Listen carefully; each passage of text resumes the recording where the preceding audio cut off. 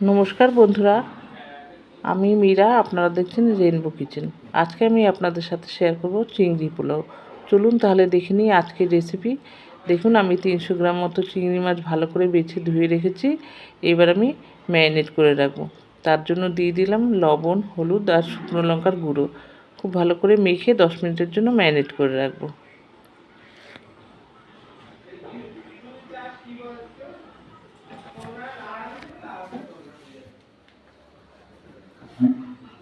10 minute পর ফিরে এলাম। এবার একটা কড়াই বসিয়েছি, কড়াইটা গরম হয়ে গেছে, তাতে দিয়ে দিলাম সর্ষের তেল। এবার আমি মাছগুলো একটু হালকা করে ভেজে নেব।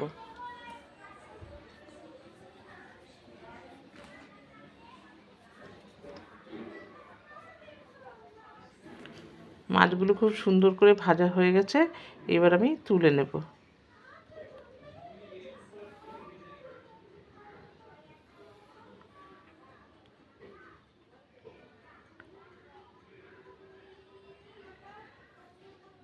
এবার আরেকটু সর্ষের তেল দিয়ে দেব, আর আমি একটু ঘি দিয়েছিলাম।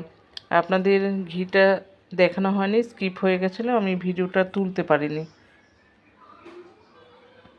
খুব ভালো করে তেলটার ঘিটা গরম হয়ে গেছে, এবার আমি দিয়ে দেব ফোড়ন।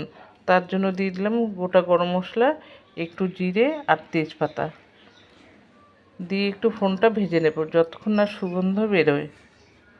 এবার আমি দিয়ে দিলাম পেঁয়াজ কুচি। পেঁয়াজটা একটু লাল লাল করে ভেজে নেব। দেখুন, খুব সুন্দর করে পেঁয়াজটা ভাজা হয়ে গেছে।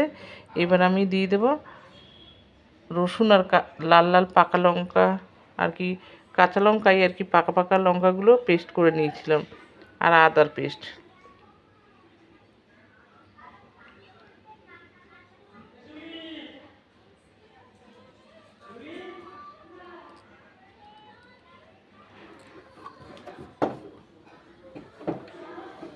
রসুন, আদা আর কাঁচা লঙ্কা খুব ভালো করে কষিয়ে নেব।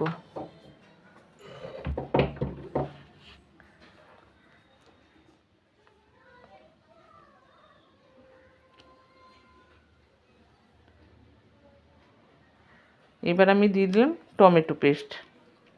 টমেটো পেস্ট দিয়ে আবার একটু কষিয়ে নেব।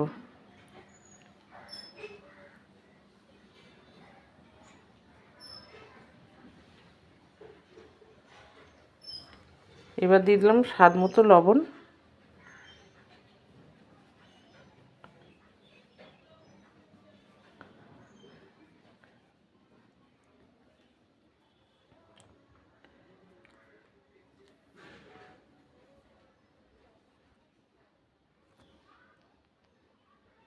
এবার 2 চামচ টক দই আমি ফেটিয়ে রেখেছিলাম, সেই টক দইটা দিয়ে দিলাম। দিয়ে আমি আবারও কষিয়ে নেব।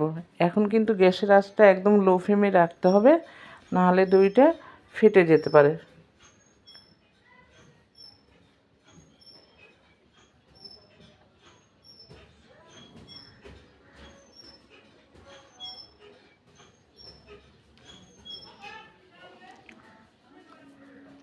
এবার আমি দিয়ে দেবো গুঁড়ো মশলা। দেখুন, আমি দিয়ে দিচ্ছি হলুদ গুঁড়ো, ধনে গুঁড়ো, জিরে গুঁড়ো আর লঙ্কার গুঁড়ো।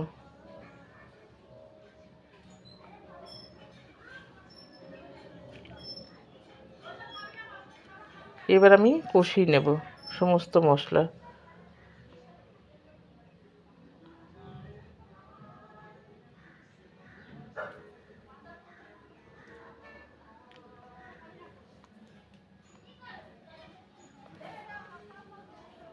এবার মশলার বাটিটা ধুয়ে একটু জল দিয়ে দিলাম, যাতে মশলাগুলো নিচে লেগে না যায়। এবার জল দিয়ে আস্তে আস্তে খুব ভালো করে কষিয়ে নেব।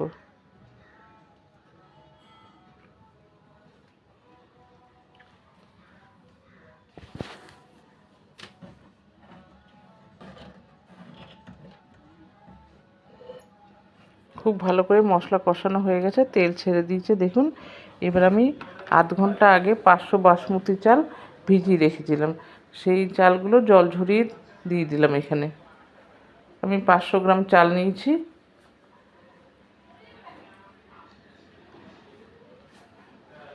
চালটা মশলার সাথে খুব ভালো করে কষিয়ে নেব। এবার আমি ভেজে রাখা চিংড়ি মাছগুলো দিয়ে দিলাম, আর দিয়ে দেবো কাজু কিশমিশ। এবার সব কিছু খুব ভালো করে কষিয়ে নেব।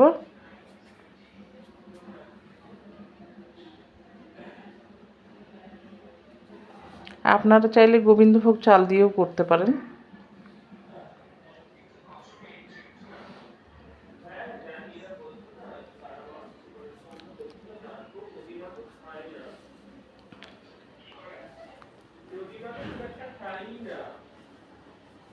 আমি এবার হাফ লিটার দুধ দিয়ে দিলাম।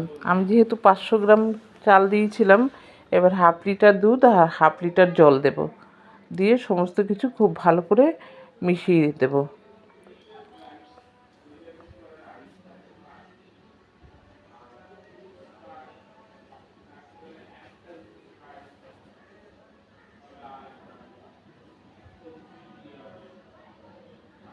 এটা আমি গরম জল দিলাম। হাফ লিটার থেকে একটু কম দিয়েছি, পুরোটা দেইনি। এবার আমি ঢেকে রাখবো।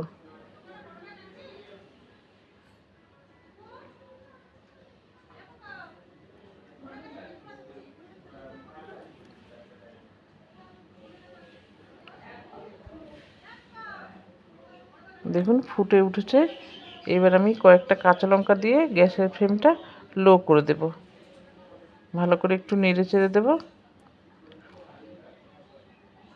যতক্ষণ না ফুটবে ততক্ষণ হাই ফ্লেমে রেখেছিলাম, এবার ফ্লেমটা লো করে দিলাম। কয়েকটা কাঁচা লঙ্কা দিয়ে দেবো।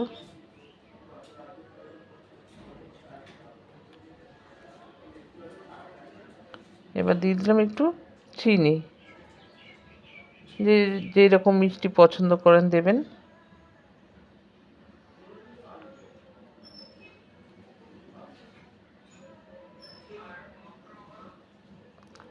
কি সুন্দর কালারটা হয়েছে, খেতেও কিন্তু দারুণ টেস্ট হয়েছিল। আপনারা এইভাবে একবার বানিয়ে দেখবেন, দারুণ লাগবে খেতে।